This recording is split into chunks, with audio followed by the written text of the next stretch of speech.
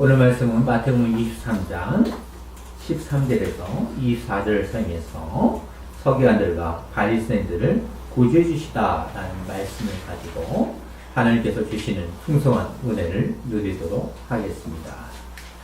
집권교회는 3주 전에 서기관들과 바리새인들을 구제해 주시다라는 강서를 들었습니다. 오늘은 계속해서 13절에서 24절 말씀을 사용하여 서기관들과 바리새인들을 꾸짖으시다라는 말씀을 이어서 강설하겠습니다.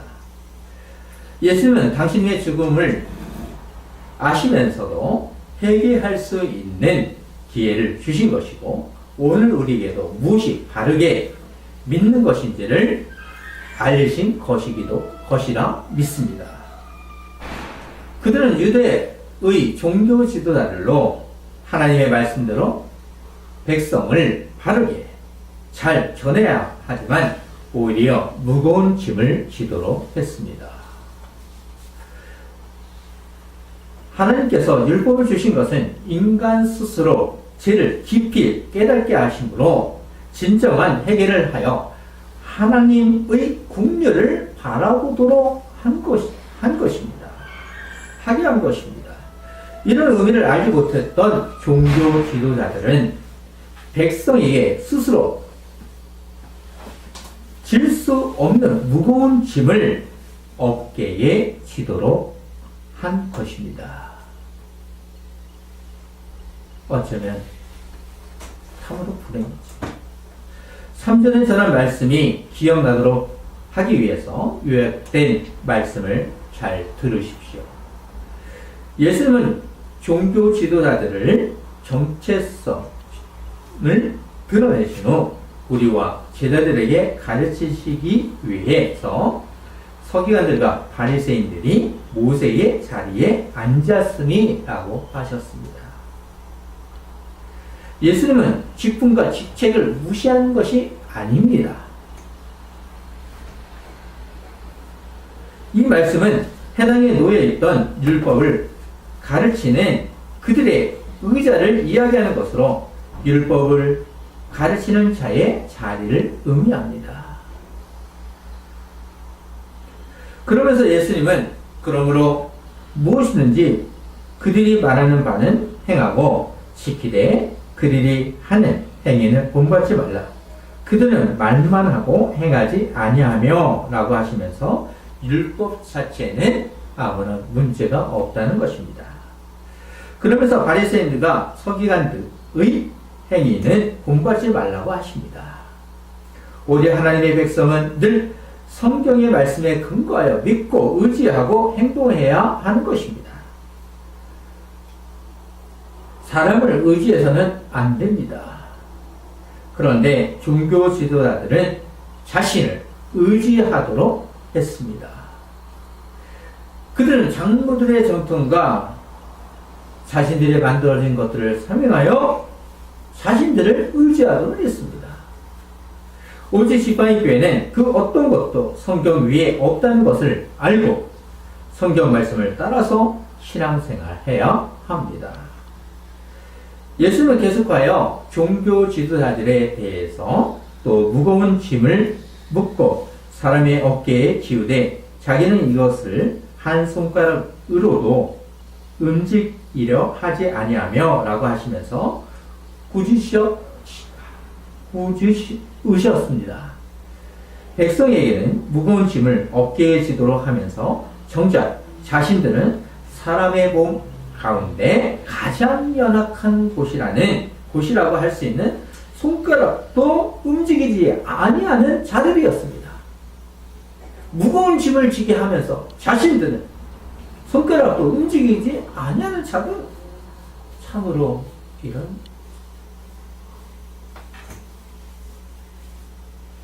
자들이었습니다. 그들은 장로들의 전통을 이용하여 그리고 율법을 잘못 해석하면서 백성에게 무거운 짐을 지우면서 정작 그들은 손가락도 사용하지 아니하는 위선자입니다. 오직 하나님의 말씀을 통하여 하나님만 영광을 받아야 하지만 자신들이 영광을 취한 것입니다. 오직 하나님 앞에 영광이라고 하면서 착취를 종교 지도자들이 한 것입니다. 이것이야말로 위선자 아니면 누구입니까? 그리고 율법을 통하여 죄를 해결하도록 해야 하지만 자신들을 의지하도록 하는 것은 죄 중에 죄입니다. 그러면서 예수님은 종교 지도자에 대해서 사람들에게 보이고자 하는 위선자라고 5절에서 7절에서 말씀하셨습니다. 백성과 다르다는 것이 잘 드러내게 하므로 오직 칭찬을 받고자 하는 것은 백성을 속일지언정 하나님을 속일 수 없는 영원한 심판을 받는 자들입니다. 우리는 그렇기 때문에 두려움과 떨림으로 하나님을 섬겨야 됩니다. 하나님을 속일 수는 없습니다. 이제 예수님은 당신의 백성에게 너희는 나태라 칭함을 받지 말라.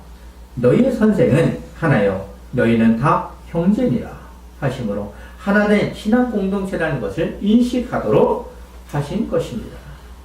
우리는 예수님의 말씀을 들어야 합니다. 특히 9절에서 12절을 보십시오.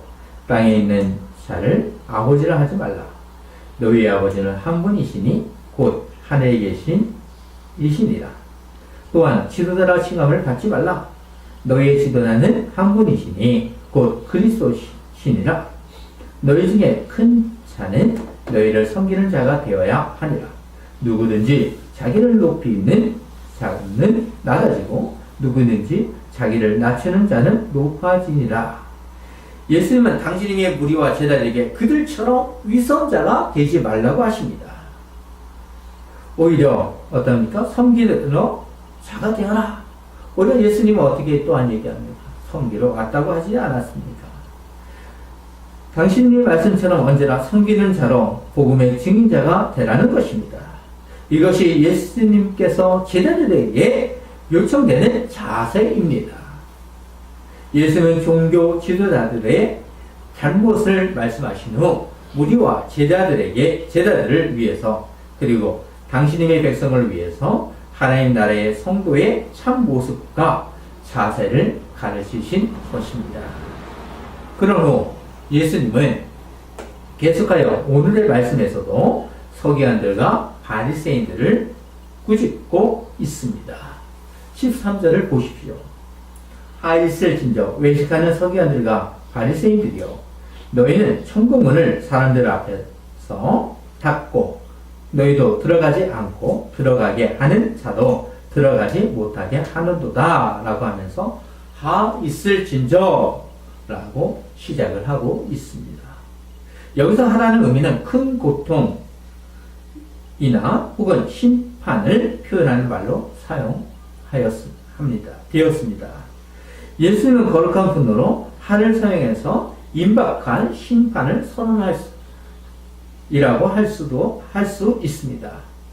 예수님은 첫 번째로 하를 선언하면서 마태복음 23장에서는 있을진저를 7번을 사용하시므로 그들의 잘못을 죄악을 지적하셨습니다. 그렇다면 돌이킴이 있어야 되잖아요. 과연 돌이켰습니까?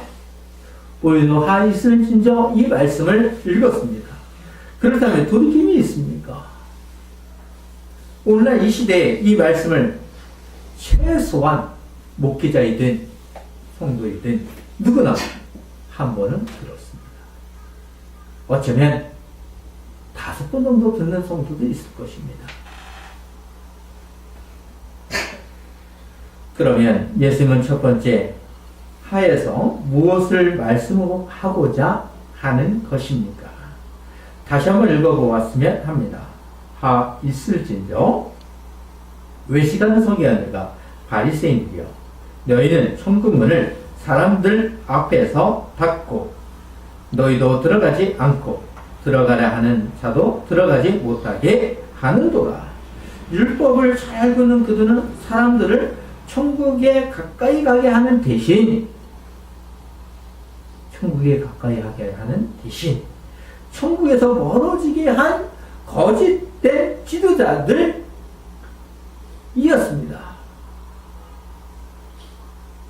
참으로 아이러니입니다. 너희가 이런 잘못을 하니 하라는 표현을 하시므로 거룩한 분노와 심판을 말씀하신 것입니다. 하나님의 말씀을 사용하여 위선자처럼 겉으로는 선한 척하면서 가르치는 것은 하나님 나라의 오히려 대적자입니다. 이런 대적자들이 당시에나 오늘날에나 같을 수 있습니다.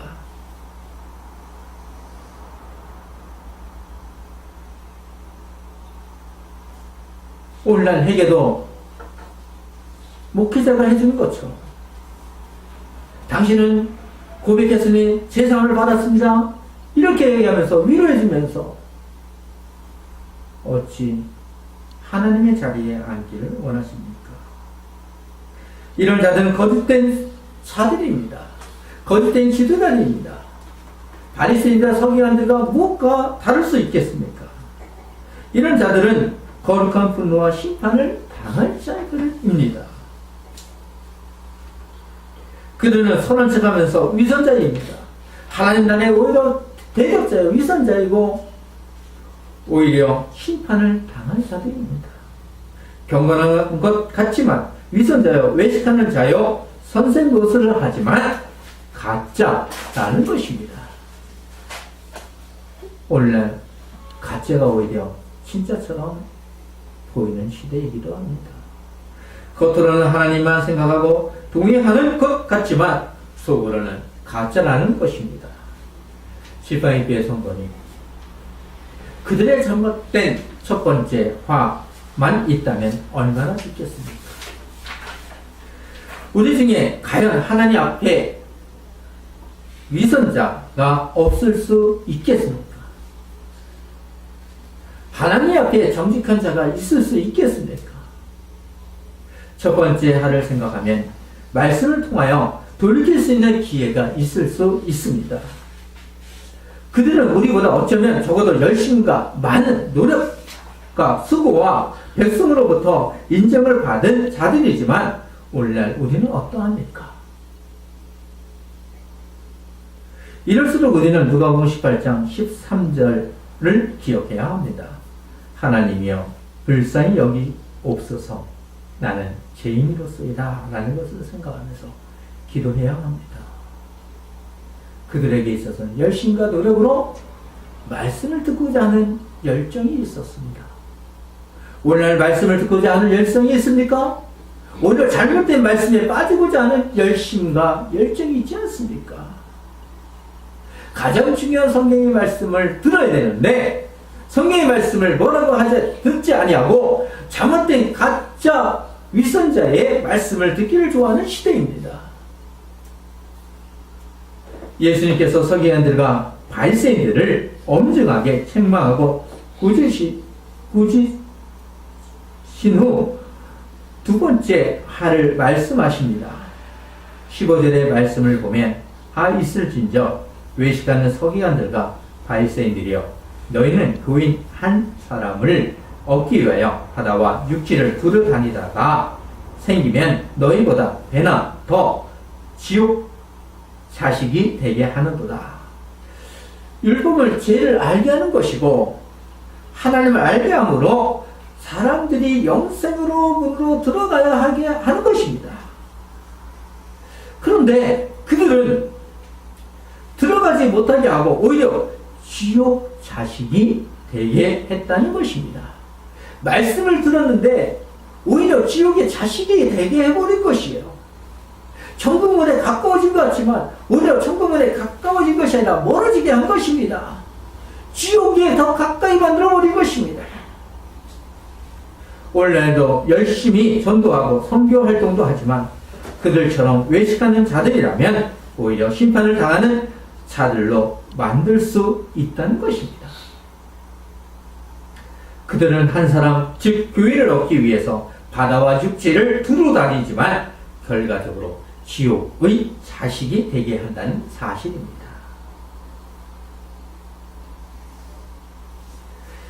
어떻게 이렇게 될 수 있겠습니까? 전도와 선교는 좋은 것 아니겠습니까? 우리 주위에만 봐도 열심을 내립니다.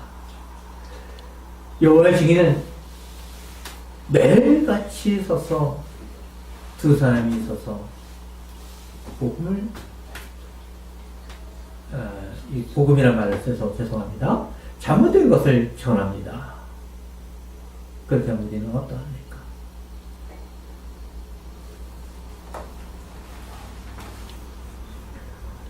예수님의 의도는 전도와 선교 그 자체를 비판하는 것이 아닙니다. 그들이 오로지 자신들의 모세 오경 외에 전통에 담긴 많은 조건의 무거운 짐을 아래 두기 위해서 무거운 짐을 통해서 어깨에 지도록 함으로 어떤 짓누르게 함으로 열심과 노력과 수고로 모으는 방법으로 비판하는 것입니다. 사람들을 모으기 위해서 무거운 짐을 주면서 이것이 올바른 거다라고 하지만 잘못된 것입니다. 서기관들과 바리새인들은 무거운 짐을 지도록 하기 위해서 열심과 열정, 노력과 수고가 있었다는 것입니다. 이런 것을 예수님은 비판을 하신 것입니다.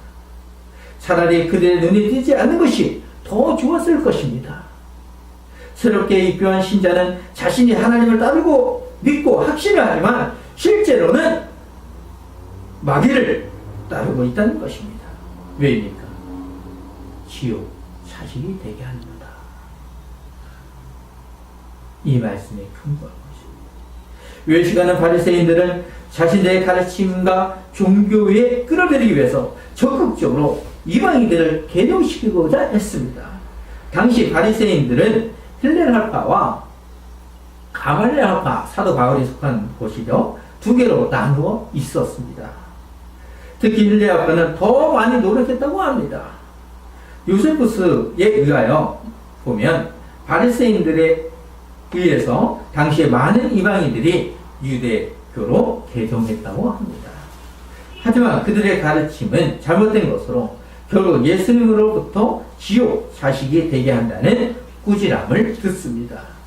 그들은 율법을 끊임없이 연구하고 가르치지만 하나님의 심판을 당하게 하는 자들입니다. 이런 결과가 있지 않도록 예수님은 책임의 엄중함과 두려움을 알리신 것입니다. 이 말씀은 우리 공동체가 들어야 하지만 어쩌면 아마도 있을진저는 오늘날에 많은 목회자가 들어야 되지 않을까 생각이 됩니다.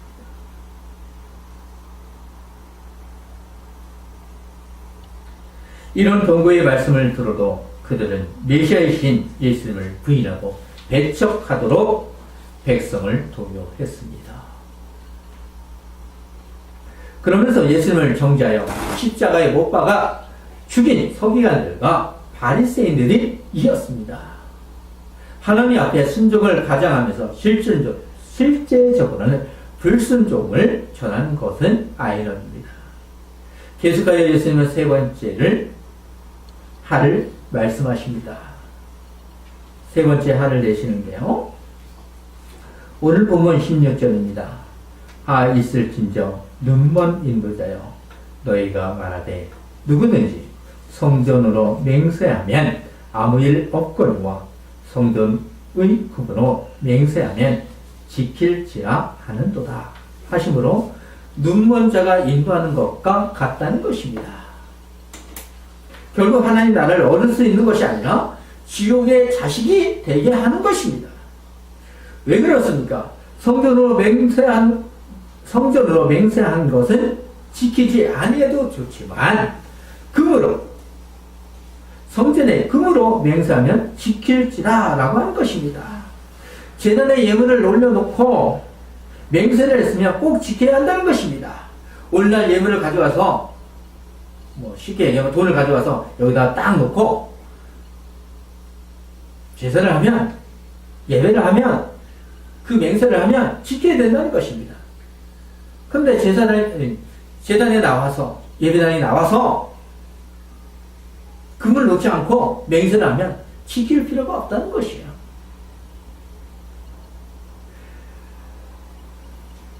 종교 제도자들은 제단으로 맹세하는 것과 그 위에 예물로 맹세하는 것을 구별했습니다. 그만큼 그들에게 있어서는 하나님 앞에 드려진 것보다 더 중요한 건 돈에 관심이 있었다. 금에 관심이 있었는 것입니다. 그것이 자신에게는 착복이 되기 때문입니다. 오늘날에도 사경의 일을 하든 부흥회를 하든 결과적으로는 뭘 가져오라고 합니까? 주의 재단의 예배당에 돈을 가져오라고 얘기합니다. 그래야지만 축복 기도를 해줍니다. 과연 하나님은 그렇게 하셨을까요? 예수님이 부르시면은 병든 자를 고쳤을 때는 돈 받고 했을까요? 금을 받고 했을까요?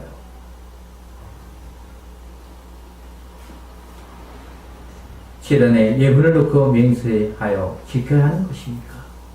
과연 그렇습니까?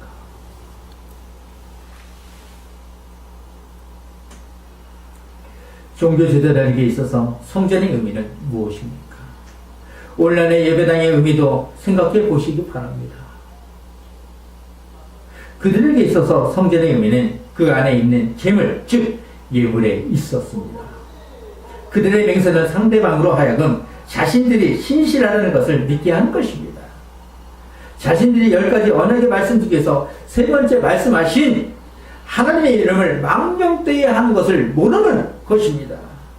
이런 자들에 대해서 예수님은 17절에서 어리석은 맹인들이여 어느 것이 크냐 그 금이냐 그 금을 거룩하게 하는 성전이냐 하시면서 잘못된 가르침을 꾸짖으신 것입니다.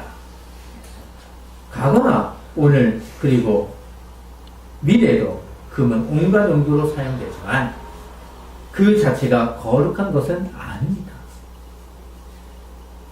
왜 그런 것입니까? 금 자체가 거룩한 것이 아니라 그것이 성전에 사용된 것이기 때문입니다. 이 마이크도 세상에 사용됐을 때와 지금 이 자리에 사용됐을 때에 구별되는 것처럼 성전의 의미에서 사용될 것이 다르다는 것입니다.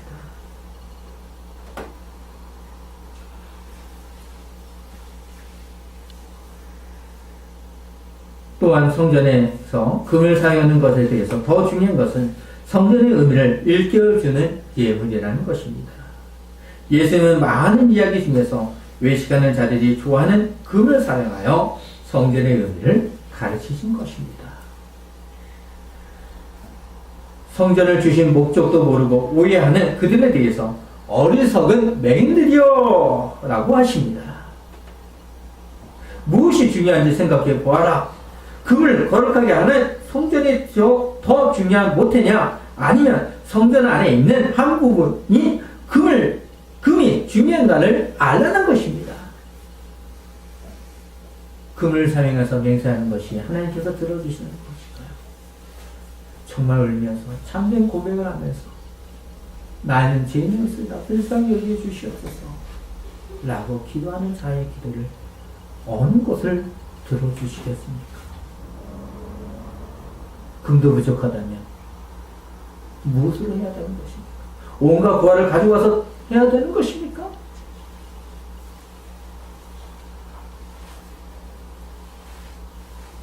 무엇이 중요한지 생각해 보아야 합니다. 예수님은 그들의 가르침의 태도에 대한 것을 하와 있을진저라고 꾸짖으시고 있는 것입니다. 이런 의미를 예수님은 18절에서 너희가 또 이르되 누구든지 제단으로 맹세하면 아무 일 없거니와 그 위에 있는 예물로 맹세하면 지킬지라 하는도다 하시므로 누구든지 가르침이 올바른가를 생각하도록 하십니다. 그러면서도 그들의 오해와 무지를 꾸짖기도 한 것입니다. 무엇이 중요한가를 생각하도록 하신 후 예수님은 19절에서 22절에서 맹인들이여 어느 것이 크냐 예물이냐 그 예물을 거룩하게 하는 제단이냐 그러므로 제단으로 맹세하는 자는 제단과 그 위에 있는 모든 것으로 맹세하며 또 성전으로 맹세하는 자는 성전과 그 안에 계신 이로 맹세하며 또 하늘로 맹세하는 자는 하나님의 보좌와 그 위에 앉으신 이로 맹세함이니라. 고 하심으로 모든 맹세들이 하나님과 어떻게 관련되는지를 말씀하신 것입니다. 그들은 맹세를 지켜야 한다고 하면서 어떤 맹세는 지키지 않아도 된다고 가르치고 있지만 예수님께서는 맹세의 의미를 너희는 생각해 보라는 것입니다. 이미 예수님은 산상수훈 마태복음 5장 33절에서 37절에서 맹세를 하지 말라고 하셨습니다. 말도를 하셨습니다. 우리의 연약함을 잘 아시는 주님의 말씀을 생각하면서 오직 하나님께 기도하면서 나를 구원해 주시옵소서라고 의지해야 합니다. 그들은 백성들과 유대교로 개종한 이방인들을 하나님의 말씀을 기초한 바른 가치관을 형성하도록 인도하지 아니하고 물질주의로 왜곡된 전통하는 재물에 눈이 먼 외식주의자들이었습니다. 그들에게서는 성전에 와서 하나님의 임재를 알게 하는 것이 아니라 하나님이 누구신가를 알게 하는 것이 아니라 금에 대해서 관심이 많았습니다. 또한 그들은 재물의 눈이 먼 소경이요 지옥의 문으로 즉 멸망으로 인도하는 영적인 소경들이었습니다. 지팡이교회는 오직 하나님만 바라봐야 합니다. 성전의 금과 예물에 관심이 있는 것이 아니라 우리의 궁극적인 관심과 의식은 하나님께 있어야 합니다. 하지만 그들은 이런 것을 숨기고 외식한 자들이 되어서 지옥 자식이 되게 하고 있었습니다. 오늘날도 이렇게 하는 자들이 있다면 참으로 불쌍한 것입니다. 무엇이 중요한지 모르는 소비원들과 바리새인들의 무지와 오해와 그리고 부수적인 것에 관심이 많은 것을 주신 후 예수님은 더 구체적으로 네 번째 하실진저 하십니다. 오늘 본문 23절입니다. 있을진저 외식하는 서기관들과 바리새인들이여 너희가 박하와 외양과 근처의 11조는 드리되 율법의 더 중한 바 정의와 긍휼과 믿음은 버릇보다 그러나 이것도 행하고 저것도 버리지 말아야 할지니라. 왜 이런 말씀을 하시는 것입니까? 더 중요한 것은 율법을 소홀히 한다는 것 때문입니다. 박하와 외양은 근체 같은 것으로 텃밭에 심어서 양념으로 쓰거나 약채입니다. 이런 것들도 소중하게 생각하면서 따로 떼어 11절을 내었습니다. 여러분, 우리가 야채를 길렀다 생각합시다. 그것까지 다 10분의 1을 생각해서 떼어서 여러분 합니까? 곡식, 나무의 열매, 소나 양 등으로 11절을 내면서 그들은 더욱 엄격하게 텃밭에서 기름을 쳐서도 엄격하게 11절을 지키고자 했습니다. 백성들은 그러지 못했어요. 그렇게 함으로 백성으로부터 큰 존경을 받았습니다. 저렇게 엄격하게 해야 된다, 저렇게 해야 된다, 저렇게 해야지만 구원을 얻을 수 있다, 외적으로만 보이는 것에 관심이 많았습니다. 하지만 예수님은 그들의 11조 행위에 대한 것을 책망하고 꾸짖는 것이 아닙니다. 율법의 더 중요한 요구인 정의와 긍휼과 믿음을 버렸다는 것입니다. 11조는 최선을 다해서 노력을 했지만 그보다 더 중요한 바른 삶을 제대로 하지 않는 위선자였다는 것입니다. 율법에서 요구하는 긍휼과 정의와 믿음을 저버렸다는 것입니다. 그것을 저버리고 외적인 것에만 관심이 많았다는 것입니다. 구약에서 호세아 선지자는 호세아 6장 6절에서 나는 이대를 원하고 제사를 원치 아니야 라고 했습니다. 신약에서 예수님은 마태복음 9장 13절에서 너희는 가서 내가 공유를 원하고 제사를 원치 않노나 라고 하신 뜻이 무엇인지 배우라. 나는 의인을 부르러 온 것이 아니요 죄인을 부르러 왔노라고 했습니다. 이 말씀은 바리새인들이 예수님께서 세리와 죄인들과 함께 식사를 할 때에 그것을 보고 종교제자들이 바리새인이 지적할 때 말씀하신 것입니다. 이 의미를 잘 알았다면 예수님이 누구신가를 바르게 이해합니다. 그런데도 결국 십자가에 못 박은 자가 누구입니까? 지팡이 교회 성도님, 11조는 야곱이 하나님을 자신의 하나님으로 받아들이고 섬기게 된 믿음을 구체적으로 고백하는 행위요. 그런 믿음에 대한 표현이었습니다.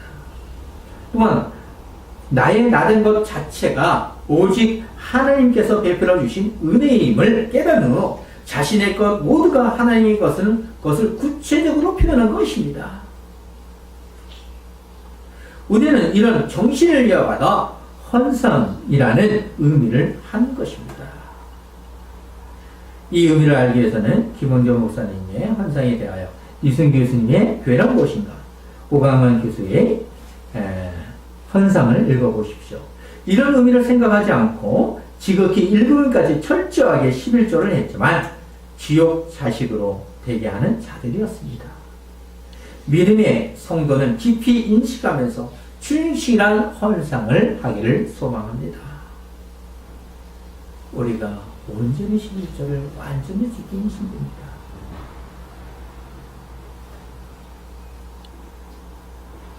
그렇지만 우리 마음속으로 하나님이 주신 은혜를 우리는 올려드려야 됩니다.